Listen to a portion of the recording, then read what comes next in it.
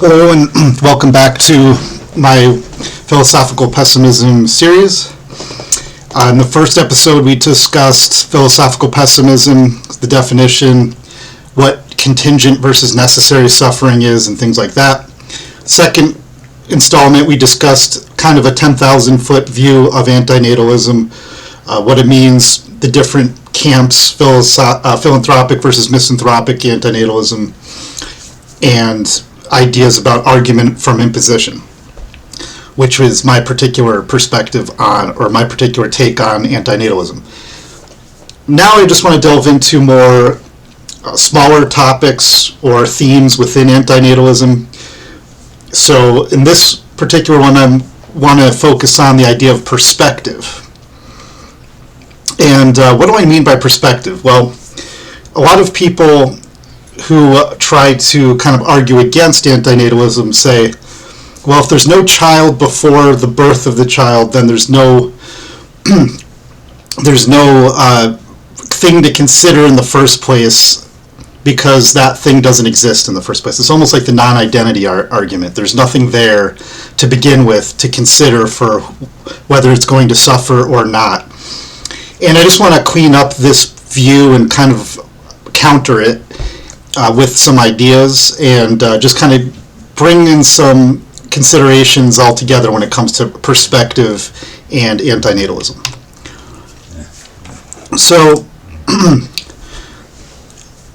so the discussion topic is antinatalism valid from an observer-independent perspective? In other words, if there was no people in the universe, no sentient anything in the universe, animal, life form, then is antinatalism true? Or is it valid? Is it somehow still a thing that exists? And my claim on this is going to revolve kind of around, I counter the claim of David Benatar. Now I love David Benatar's ideas, and I think he's really close to what's going on. But there is one aspect where I don't know if it quite matches what I think is the case. One of that is the non-existing persons and the bad, I'll call it. So David Benatar's claim is, in his famous antinatalist asymmetry argument is, in regards to the bad, is the absence of pain is good even if that good is not enjoyed by anyone. In other words, there's some sort of sense that not experiencing pain is somehow good, even if no one exists to feel that good. I would say that doesn't seem to quite make sense. I would say that it is not valid in terms of there is a few things missing here for ethics to even be something to be considered in the first place. And so you need those things in place in order for the idea of absence of something being good. So, for example, so my claim here is conditions that are necessary for ethics to even be true or to even be regarded or to be a thing in the first place, kind of ontologically, is that ethics cannot exist without the following conditions being met. First, some sort of sentience for which value can be imputed upon by an agent. In other words, usually a life form like a plant, maybe, if there is something to consider there in terms of having sentience of some sort or some sort of thing that can be imputed upon with value. It does have life, it does grow, it does, in a way, need things from the environment. And it is biological life technically, so that is an arguable one, plants, but certainly animals and definitely humans. Self-awareness by deliberation is possible. So this is the second thing that's necessary for ethics. Self-awareness whereby deliberation is possible, doing the imputing by an agent. So in other words, it's not just enough that you have to have sentience, because you could have a universe that just has animals and no animals with self-awareness that can deliberate about what to do and what not to do, what's the right course of action.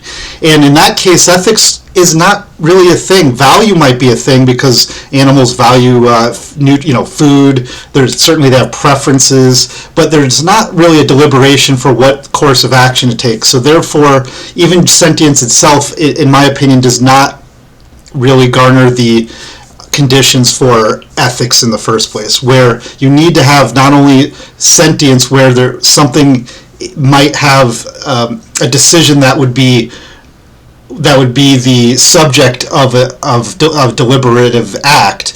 You need to have someone who's doing the deliberating in the first place. And so the only the only beings we know of with that kind of self-awareness is humans. Unless there's aliens out there, of course, that's always a possibility.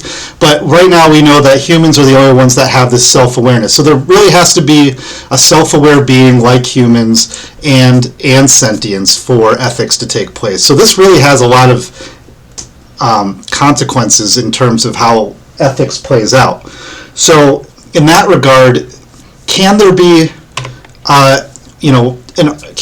a situation where there's a universe where antinatalism is true and there's no agent, and by agent I mean a deliberative person who can think about an action and take a course of action one way or the other, self-awareness in other words about what they're doing.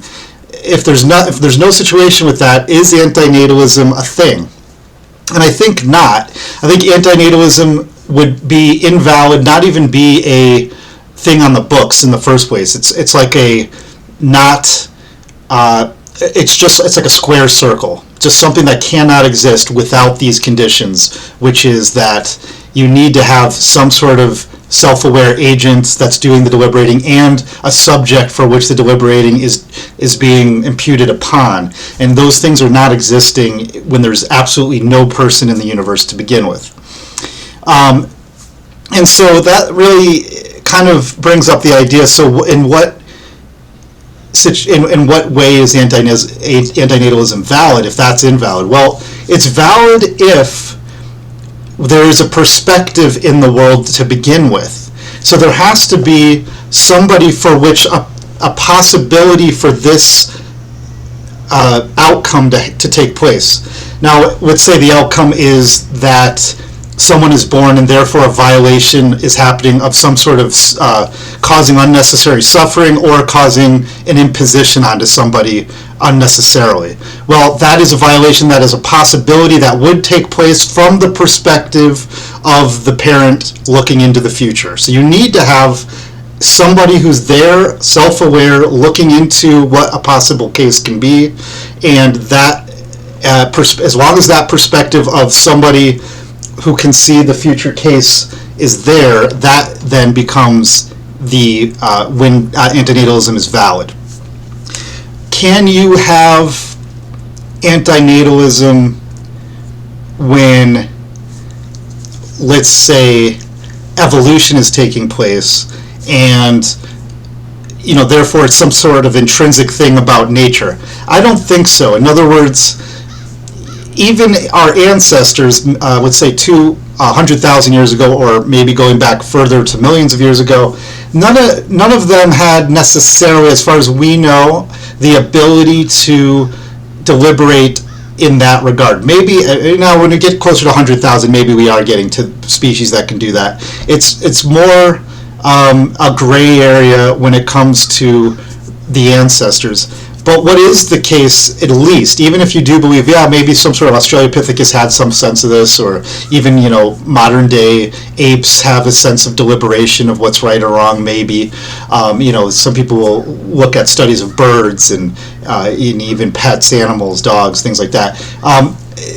There is a sense there might be some deliberation going on, but whether or not the self-awareness part of that deliberation is really a part of it is a little bit up for question.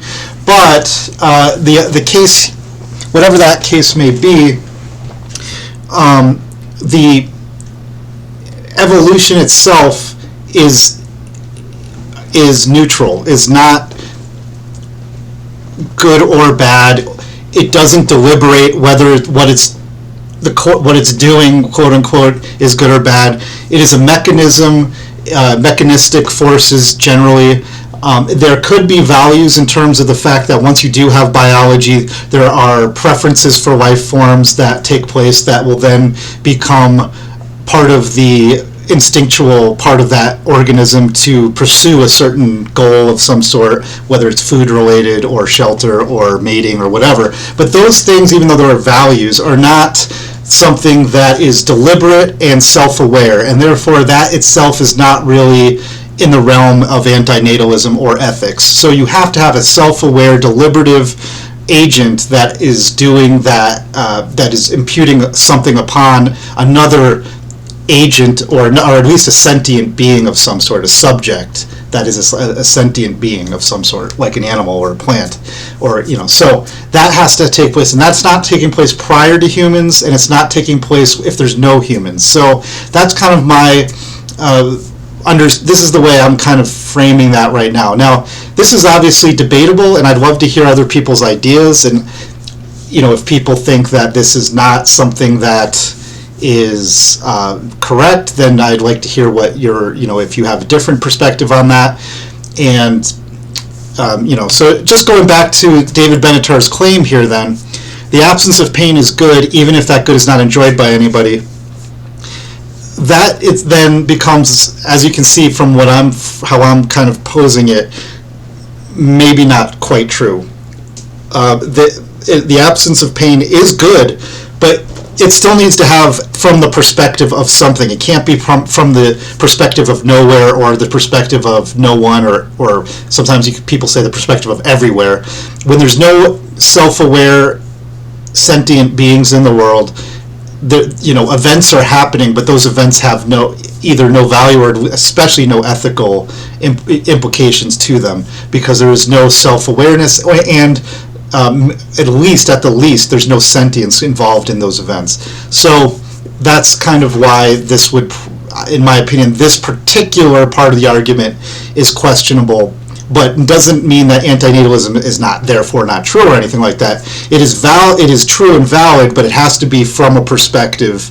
So once there is a perspective in the world that has self-awareness, that has sentience, and is imputing upon an agent, and has agents that are imputed upon, then antinatalism takes effect, and that ethical claim becomes valid.